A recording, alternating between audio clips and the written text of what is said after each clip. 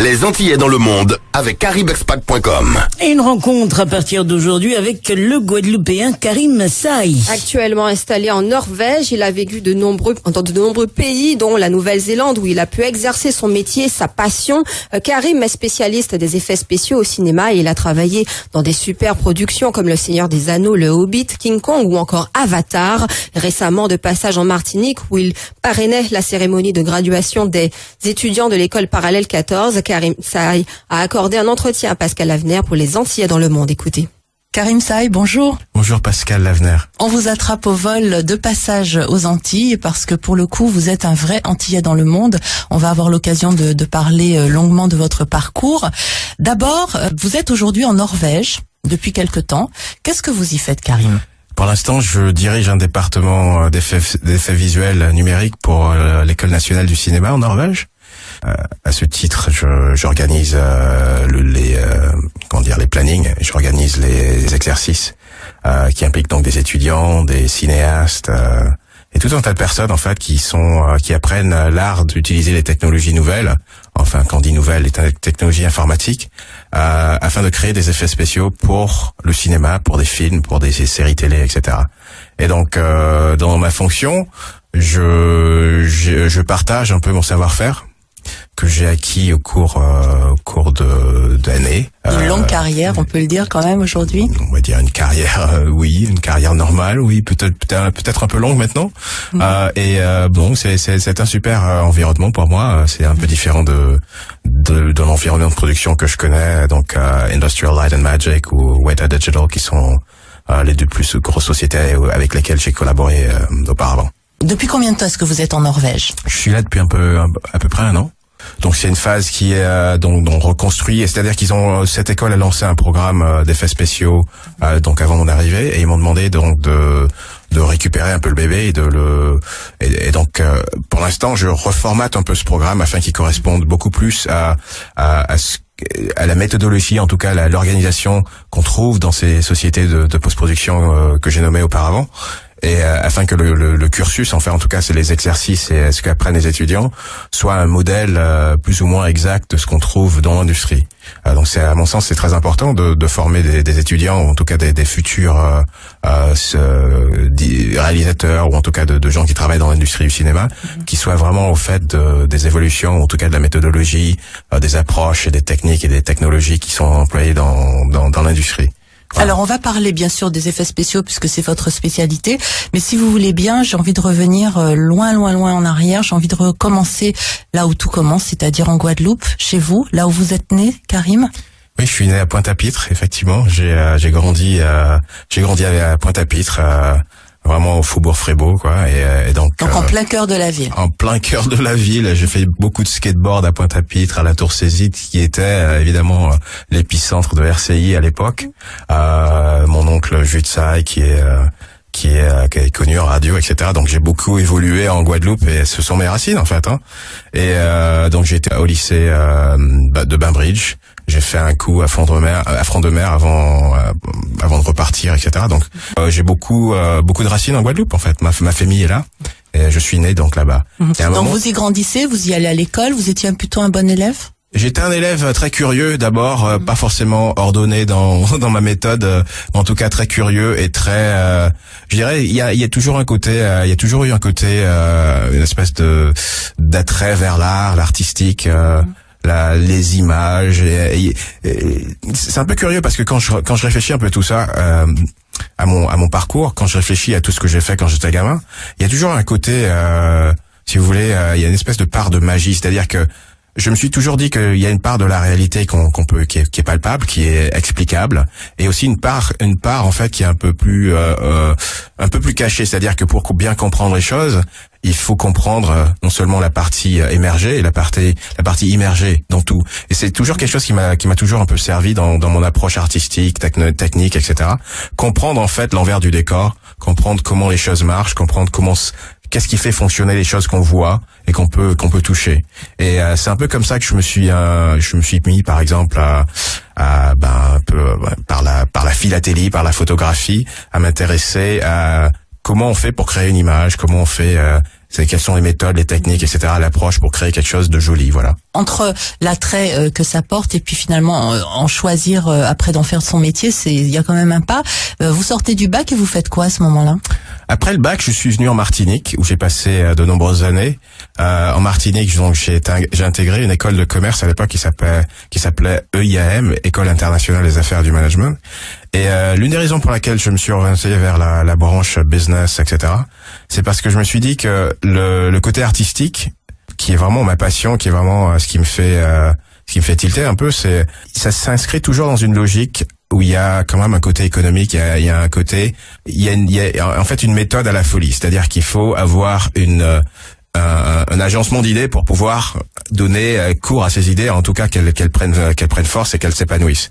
Et donc j'ai très tôt réalisé que avoir par exemple une formation en commerce ou une formation en management, etc., me servirait à non pas développer mes idées créatives, etc., créatives, mais plutôt à comment trouver un débouché ou comment trouver une avenue pour qu'elle s'exprime vraiment pleinement sans avoir à ce que je fasse un sacrifice. J'ai très tôt réalisé que avoir par exemple une formation en commerce ou une formation en management, etc., me servirait à non pas développer mes idées créatives, etc., créatives, mais plutôt à comment trouver un débouché ou comment trouver une avenue pour qu'elle s'exprime vraiment pleinement sans avoir à ce que je fasse un sacrifice donc de ces idées. Voilà. Alors qu'est-ce qui se passe après? Vous avez votre diplôme à l'EIAM? Oui, en fait, ce qui s'est passé avant d'avoir mon diplôme, c'est que je commençais à bidouiller, toucher beaucoup à de la machine, à utiliser l'ordinateur pour expérimenter, créer des images, voilà, créer des petites animations, apprendre sur le tas, parce qu'évidemment à l'époque il y avait pas vraiment Internet, et il y avait pas vraiment d'école, il y avait pas vraiment de bouquins pour apprendre tout ça. Donc j'ai vraiment appris en bidouillant, en essayant de savoir comment, toujours cette espèce d'idée d'essayer de trouver qu'est-ce qui fait marcher quelque chose. Donc j'aurais vu par exemple quelque chose à la télé, une animation ou quelque chose, j'aurais essayé de reproduire donc à l'ordinateur, essayer de savoir en fait par reverse engineering, essayer de trouver comment ils ont fait pour arriver à quelque chose de similaire. Et donc cet apprentissage m'a beaucoup servi. Bon, j'avais le temps bien sûr d'aller à l'école, mais en même temps le soir, chez moi, j'essayais de pas mal de choses, etc. Et je découvrais en fait au fur et à mesure la logique en fait. Et à un moment donné, vous faites le choix de vous former dans ce domaine-là ou pas? En fait, c'est un peu arrivé comme j'ai vraiment eu de la chance, c'est-à-dire que avec toutes mes expérimentations, le fait d'essayer de comprendre des choses avec l'ordinateur, etc. À un moment, le parcours à l'EIAM demande aux étudiants de choisir donc un stage. Donc j'avais choisi de partir en stage dans une société qui à l'époque s'appelait Informatique 2000. Et dans cette société en Martinique, qui est pas très loin d'ailleurs des studios d'RCI à l'époque, c'est une société qui avait été créée par un ingénieur qui s'appelle Gabriel Haure, H-A-U-R-E, et il y avait un employé qui s'appelait David Lagrancourt qui lui aussi s'intéressait beaucoup à la 3D. Et donc de fil en aiguille, on a commencé à parler, à échanger. Il m'avait vraiment beaucoup. J'espère qu'il écoute cette émission, David Lagrancourt. Je n'ai pas pu le contacter lors de mon passage, mais en tout cas, je lui ai envoyé un email il y a quelques années pour le remercier vraiment d'avoir été un peu à la source d'inspiration. C'est quelqu'un qui malgré que si on n'a pas gardé le contact, mais il y a eu des graines qui se sont plantées à l'époque. Et donc cet homme, David Lagrancourt, m'a initié, ou en tout cas m'a montré pas mal de choses qui m'ont propulsé un peu de l'avant, parce que je me suis dit, bon, c'est bien, tout ce que je faisais dans mon coin, c'est bien, mais à ce moment, il y a toujours quelqu'un qui sait beaucoup plus que vous, qui a beaucoup plus d'expérience. En tout cas, il m'a montré des choses qui m'ont encore plus motivé à aller encore plus loin. Et donc, à l'issue de mon stage, je me suis dit, j'ai vraiment cette passion de l'image, de créer, en tout cas. Et en même temps, je dois suivre cette formation, de finir mon programme à l'école EIAM, qui maintenant s'appelle Groupe EGC. De fil en aiguille, les gens de cette société ont parlé à quelqu'un d'autre qui s'appelait Max Dorling-Carter, qui était donc chef d'entreprise, qui avait une petite société de post-production à Dillon à l'époque, et ils m'ont introduit. Et cet homme, donc Max Dorling-Carter, s'est intéressé un peu à ce que je faisais et m'a demandé si ça m'intéressait à mon tour de collaborer avec eux. J'ai dit que ça m'intéressait vraiment, bien sûr.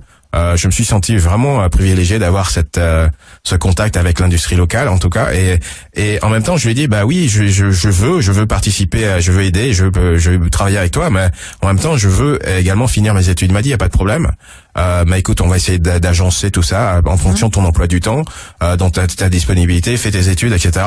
Et donc, je me suis vu offert un poste alors que j'avais pas encore fini mes études. Et avec un contrat, etc. Et donc c'était vraiment un truc un peu extraordinaire, je dirais, pour l'étudiant que j'étais. Et donc j'ai accepté ce contrat et j'ai continué à travailler donc avec Caprim Productions, qui ensuite s'est déplacé, s'est relocalisé à Clairières près d'RFO à l'époque. J'ai commencé à travailler en fait avant de finir mes études, et après avoir fini mes études, évidemment, je me suis concentré donc à continuer dans cette voie. Je suis parti dans cette lignée-là, de continuer à travailler dans l'audiovisuel, dans la publicité, etc. Et j'ai beaucoup fait de publicité, donc pour plein d'annonceurs, etc. locaux, plein de petites boîtes, enfin ou de boîtes un peu moins petites d'ailleurs. Et j'ai beaucoup appris avec Caprim Productions, avec quelqu'un qui s'appelle Jean-François Maggi, qui maintenant a une société en Martinique qui existe toujours, qui s'appelle Chronoporod.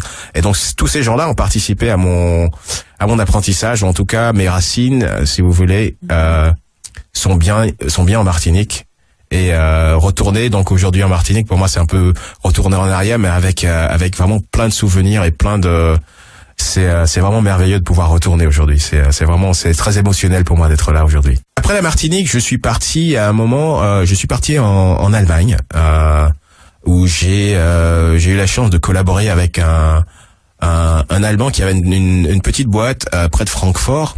Et à l'époque, c'était dans les débuts des années 90, je me rappelle plus exactement quelle année. C'était l'une des premières sociétés en Europe qui travaillait en utilisant des caméras 3D, c'est-à-dire ce sont des caméras qui ont deux objectifs et qui pouvaient capturer donc des images en stéréo et également diffuser ou retransmettre des images en stéréo. À l'époque, la technologie provenait du Japon, et on essayait en fait avec lui de transmettre en live certaines émissions au travers de réseaux de Deutsche Telekom à l'époque, donc pour tester en fait la transmission en stéréo. Mais également cette technologie-là avait été utilisée, en tout cas on faisait les premiers tests à l'époque. Il y avait une ville qui s'appelle Essen, donc en plein milieu de l'Allemagne, je me rappelle, et on avait filmé une opération, l'une des premières fois, où un docteur avait inséré dans la jambe d'un patient un tube métallique qui permettait de débloquer une artère, en tout cas une veine, et de faciliter le flow, je crois que c'était même une artère, enfin en tout cas des vaisseaux près du cœur, en passant par la jambe. Et ce câble d'acier, au bout de ce câble d'acier, on avait un petit ballon en latex qui allait s'ouvrir pour ouvrir la veine et faciliter le flot sanguin. Et toute cette opération avait été transmise en direct depuis l'Allemagne en stéréo. Et donc c'est un peu marrant de parler tout ça, parce que même en 90, etc., à l'époque, cette technologie-là, en fait, était plus utilisée dans la science, enfin, dans le corps médical, etc. Et de fil en aiguille, j'ai réalisé bien plus tard que j'allais réutiliser ces mêmes technologies, ou en tout cas mon introduction m'aura bien servi, me servirait beaucoup plus tard dans la post-production en Nouvelle-Zélande. Ah, Nouvelle-Zélande. Alors, on y arrive. Alors, après l'Allemagne, ça a été, avant d'arriver en Nouvelle-Zélande, je suis parti en Grèce, où j'ai collaboré avec plusieurs boîtes, à faire de la publicité, mais, principalement. Ensuite, je suis parti en Grande-Bretagne, à Londres, où là, j'ai fait ma première expérience dans le cinéma. J'ai travaillé donc, pour la première fois sur un film, c'est-à-dire un film, qui pour moi à l'époque, les films ne voulaient dire que Hollywood. Donc c'était un film américain, mais qui a été en partie post-produit à Londres. C'est un film qui s'appelle Lost in Space. Bon, maintenant quand je regarde ça fait ça me fait un peu rigoler, mais bon, c'était ma première expérience. Donc juste après Londres, je suis rentré temporairement en Martinique en me disant, j'ai quand même un peu d'expérience et j'aimerais bien pouvoir travailler chez moi et continuer donc à collaborer en Europe, mais tout en gardant un pied ici, parce que je voulais vraiment pouvoir faire des choses ici. C'était un peu l'essence de mon idée d'apprendre le management, d'apprendre d'aller dans une école de commerce pour pouvoir évoluer localement. Et à partir d'ici, s'il fallait rayonner, bien sûr, on pouvait le faire, mais je voulais d'abord le faire ici. Et bon, de fil en aiguille, je me suis rendu compte que peut-être alors soit mes ambitions étaient trop grandes, ou si peut-être le territoire était un peu étroit, ou enfin bon, il y avait. On n'était pas prêt en tout cas. En tout cas, j'étais prêt à rester, mais j'ai réalisé que peut-être, je dirais pas qu'on voulait pas de moi, mais en tout cas il y avait certaines choses qui m'ont un peu déçu et qui m'ont vraiment poussé un peu à partir. Et donc je suis parti et j'ai été m'installer donc en tout cas temporairement. À l'époque, je pensais définitivement à Londres, et donc j'ai travaillé donc à Londres pour la BBC, pour un studio qui s'appelle aussi Jim Henson's Creature Shop, qui était à l'époque l'un des pionniers de l'animation. Jim Henson, qui est le créateur du Muppet Show. Et donc j'ai travaillé donc pour cette société pendant plusieurs années, et après un certain temps on m'a offert un nouveau travail en Californie, et donc je suis parti travailler pour quelqu'un qui s'appelle Phil Tippett, qui est l'un des pionniers de ce qu'on appelle la stop motion animation. Donc c'est l'animation image par image. C'était à l'époque juste avant que l'ordinateur devienne l'outil par prépondérance pour tout ce qui est animation 3D et tout ce qui est effets spéciaux. Et donc j'ai travaillé pour cet homme, pour ce studio, Phil Tippett Studio à Berkeley en Californie pendant quelques années. Et de là, c'est un peu bizarre comment ça se passe dans l'industrie en tout cas pour moi, et dans l'industrie des effets spéciaux. C'est-à-dire que j'ai toujours eu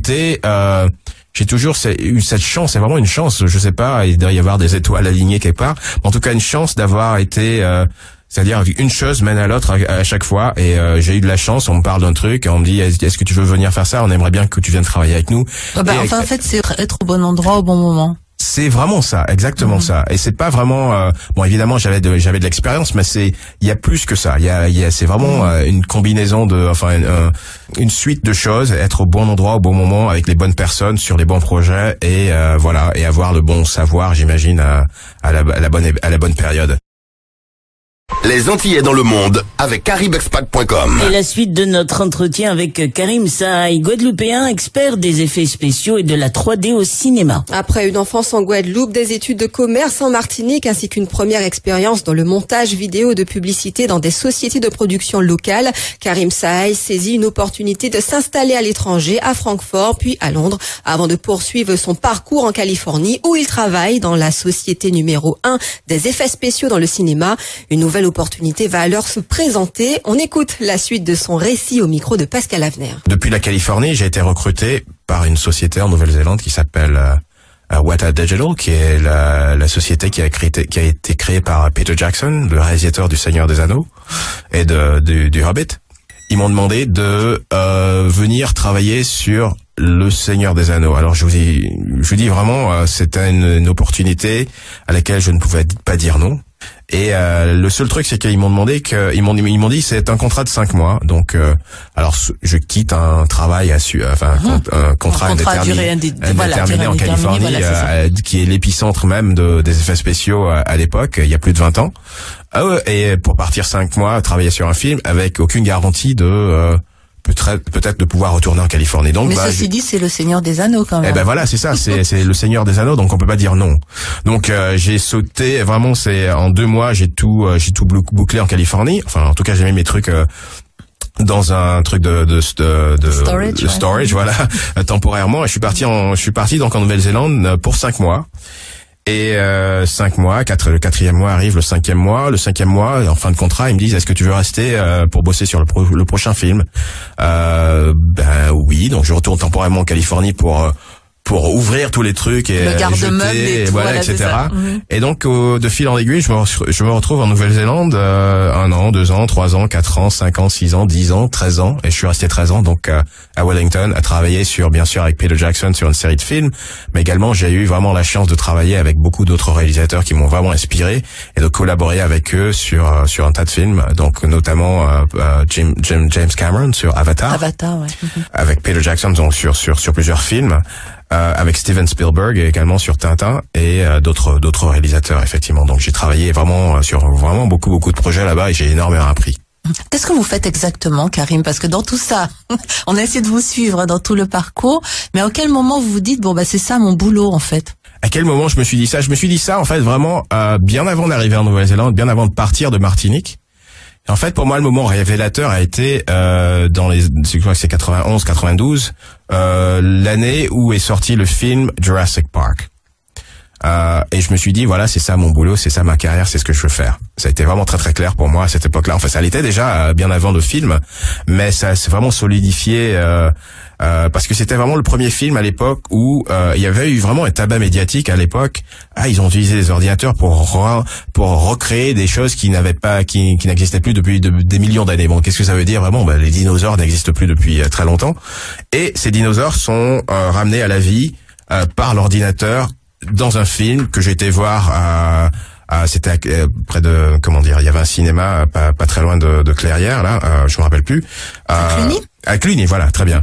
Et donc j'ai été voir ce film et je me suis dit waouh, c'est vrai cette réalité on a fait la transition entre l'animation je dirais image par image, stop motion, donc qui est pas très belle très souvent, à utiliser un outil électronique pour créer vraiment, pas simplement créer des images fixes, mais créer quelque chose qui fait partie d'une histoire. L'histoire étant celle du film, donc réalisé à l'époque avec de grands moyens, effectivement. Mais ça m'a vraiment marqué. Et je me suis dit voilà, là c'est là que je peux, c'est ce que je veux faire maintenant. Et donc arrivé en Nouvelle-Zélande, bien sûr, j'avais eu quand même pas mal d'années d'expérience entre-temps, et bien sûr, ça a solidifié encore plus. Je veux dire, chaque film, chaque expérience, chaque réalisateur avec qui on collabore, chaque film, en fait, c'est une série de problèmes à résoudre, qu'ils soient, créatifs, techniques, c'est une combinaison des deux. Et chaque film, c'est un apprentissage, parce qu'on solutionne de nouveaux problèmes, on crée de nouvelles choses, etc. On trouve de nouvelles méthodes à faire mieux, plus vite, etc. C'est un travail d'équipe? C'est toujours un travail d'équipe. Les effets spéciaux, en tout cas, au départ, c'était pas vraiment un travail d'équipe pour moi. C'était un peu moi tout seul dans ma chambre à Terreville. J'habitais donc à Terreville à une époque. Mais c'est vraiment, à l'heure actuelle, en tout cas, depuis plus de 20 ans, 30 ans, c'est vraiment un travail d'équipe absolu. Donc, quand je dis un travail d'équipe, c'est également une méthode qui permet à l'équipe de pouvoir travailler ensemble. Donc c'est une organisation, c'est une communication, c'est tout un tas de choses. C'est pas simplement l'aspect à apprendre un logiciel ou apprendre à animer ou apprendre à éclairer dans l'ordinateur ou apprendre à calculer des images en utilisant l'informatique.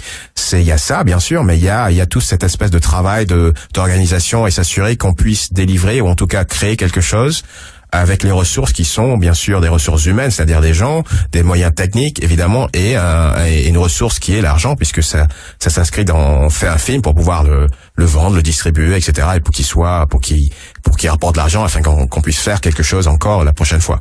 Dans les Antillais dans le monde, on parle aussi des lieux où on a vécu. On a compris que vous avez fait des passages en fait dans plusieurs pays. La Nouvelle-Zélande étant celui où vous avez le plus longtemps vécu. Est-ce que vous pouvez m'en parler un peu de ce pays? Est-ce que vous avez aimé finalement ces 15 années dans ce pays-là lointain? Loin de chez nous d'ailleurs. C'est très loin, c'est à l'autre bout du monde, mais j'ai vraiment, vous savez, quand on vit en Nouvelle-Zélande, premièrement, la chose qui marque, c'est la pureté de l'air, les couleurs sont tellement vives, il y a une espèce de beauté en fait dans tout ce qu'on peut voir, même les choses les plus simples comme un bout de gazon, un bord de mer, une montagne, etc.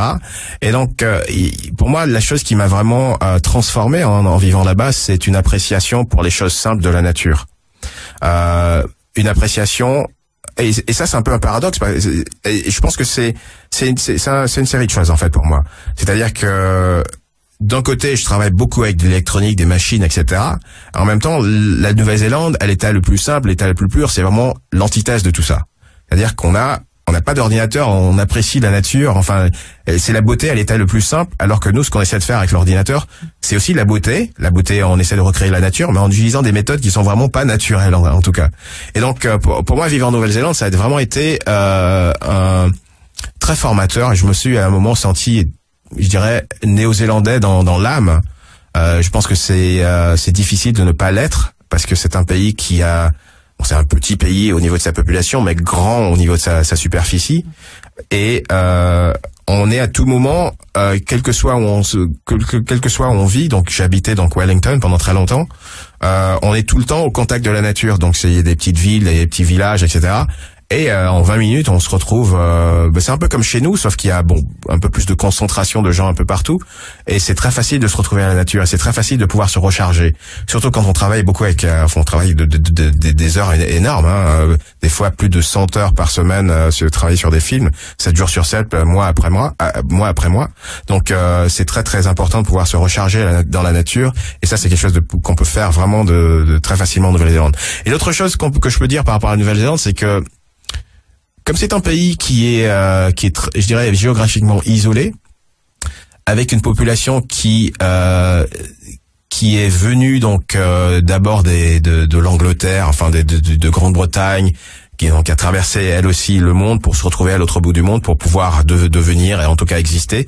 Il y a une espèce d'identité, il y a une espèce de mentalité qui fait que les gens sont très système D en fait. C'est-à-dire on arrive à ses fins, quels que soient les moyens, des fois les moyens les plus rudimentaires. Et donc ça forme une espèce de vision du monde, ou en tout cas une manière de fonctionner qui est très très particulière et qui fait que on devient un peu ingénieux.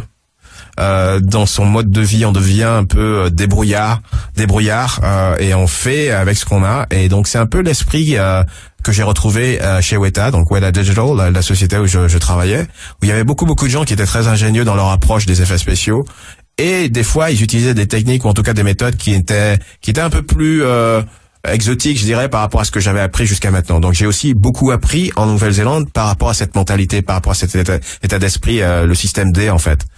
Donc voilà, j'espère que j'ai répondu à votre question, que la Nouvelle-Zélande m'a apporté beaucoup au niveau de l'appréciation de la nature, en tout cas aussi dans la mentalité du système D, etc. Alors c'est vrai qu'il y a quelques années, on avait eu l'occasion de se parler, vous étiez d'ailleurs en Nouvelle-Zélande, et vous me parliez en fait d'une autre activité qui vous passionne énormément, c'est la photographie, et à travers vos photos, on a voyagé aussi dans d'autres pays, non seulement dans cette zone du Pacifique, l'Asie du Sud-Est, etc. Je crois que vous avez aussi pas mal bougé. Oui, la photographie, la Nouvelle-Zélande, il y a beaucoup participé, en tout cas, parce que évidemment, quand on apprécie la nature, on a envie de la sublimer, en tout cas pour le créateur que je suis. Quand je dis créateur, c'est quelqu'un qui aime la créativité visuelle, chercher les images, etc.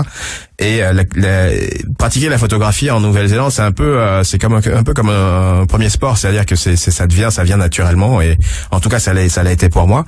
Et donc la photographie pour moi, c'est un peu également à la source même des effets spéciaux qui ont été ma carrière, qui sont encore ma carrière, parce que dans les effets spéciaux, en fait, il y a un langage d'image qui est un peu qui est vraiment très puissant. C'est-à-dire qu'on essaie avec l'ordinateur. L'ordinateur, pour moi, c'est vraiment comme un pinceau, c'est comme un crayon. Simplement, il y a beaucoup plus de possibilités qu'avec juste un crayon tout seul. Mais en tout cas, pouvoir créer une image, il faut d'abord apprécier le langage de la lumière. Il faut d'abord comprendre le langage de la lumière, des couleurs, etc. Et comment elle s'agence pour créer quelque chose qui soit visuellement cohérent d'abord, et secondairement que cette création soit esthétique. Dernier volet de notre entretien aujourd'hui avec Karim Sahay, un spécialiste des effets spéciaux au cinéma, actuellement installé en Norvège, où il dirige une école dédiée à ces techniques. Oui, Karim Sahay a vécu dans différents pays, Allemagne, Grande-Bretagne, États-Unis, mais c'est en Nouvelle-Zélande qu'il est resté le plus longtemps, dans la société du réalisateur Peter Jackson, qui a signé Le Seigneur des Anneaux, Le Hobbit ou encore King Kong. L'image ayant toujours été sa passion, Karim Sahay est également photographe, et partout où il voyage, il est équipé de son appareil. Pour ce dernier volet de l'entretien au micro de Pascal Lavener, il revient sur son activité de photographe et il nous livre aussi un message pour notre jeunesse. Écoutez. La photo pour moi a été vraiment quelque chose que j'ai pratiqué depuis mon adolescence, et que vivre en Nouvelle-Zélande, ça m'a vraiment je veux dire, être en Nouvelle-Zélande et utiliser la photo comme moyen d'expression, ça a vraiment été encore plus formateur pour moi. En tout cas, ça m'a aidé dans mon travail, et ça continue d'être ma passion, l'une de mes passions les plus anciennes, la photo.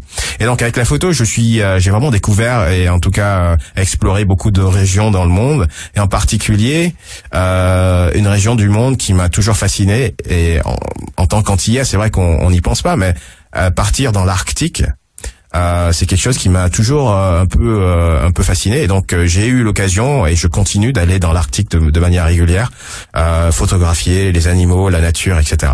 dans les régions polaires. Voilà. Très bien. Norvège, aujourd'hui, les Antilles, là, donc de passage. Qu'est-ce que vous pourriez dire à tous ces jeunes qui nous écoutent, qui ont certainement été absolument passionnés par votre parcours? Je sais pas, un message à cette jeunesse des Antilles? Pour moi, si je peux synthétiser un peu tout ce qui m'a, le fil conducteur de tout ce que j'ai eu la chance énorme de pouvoir faire dans ma vie jusqu'à maintenant, c'est l'esprit de curiosité. C'est-à-dire que on peut toujours voir ou faire l'expérience de tout ce que la vie nous apporte en étant un passager, c'est-à-dire qu'on regarde avec les yeux simplement et on observe plus ou moins bien. Mais aller au-delà de ce qu'il y a en surface relève d'un esprit de curiosité, c'est-à-dire qu'il faut, en tout cas pour moi, je dirais le conseil, c'est d'aller au-delà de simplement ce qui est simplement mis devant soi.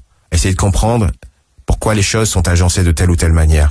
Essayer d'approfondir sa compréhension par rapport, même les rapports entre les gens, par exemple. Pourquoi ça marche comme ça, mais pas comme ça? Pourquoi les choses fonctionnent de cette manière ou pas? Alors, quel que soit ce qu'on va faire dans sa vie, que ça soit bien sûr évidemment les effets visuels numériques pour le cinéma, pour les jeux vidéo, l'animation 3D, etc., ou dans tout autre domaine, la curiosité est vraiment pour moi, c'est le fer de lance. C'est-à-dire que si on garde l'esprit curieux et si on essaie de satisfaire sa curiosité de manière journalière dans tout ce qu'on fait, dans tout ce qui nous intéresse, ça veut dire qu'on devient un peu plus un expert dans l'art de vivre, entre guillemets, l'art de comprendre la vie, ou en tout cas l'art de naviguer la vie. Et donc si je reviens donc à un jeune, si je rencontre quelqu'un qui s'intéresse donc en particulier à l'art, je dirais que il faut avoir l'esprit ouvert, mais également essayer de comprendre le langage de la couleur, de la lumière, essayer de détecter, d'aller plus au-delà. Simplement, par exemple, je sais qu'il y a beaucoup de gens qui passent beaucoup d'heures dans leur semaine sur YouTube, par exemple. Donc, c'est bien, c'est une plateforme vraiment dynamique, etc. Mais c'est aussi une plateforme où on peut s'exprimer. C'est-à-dire qu'il faut prendre des idées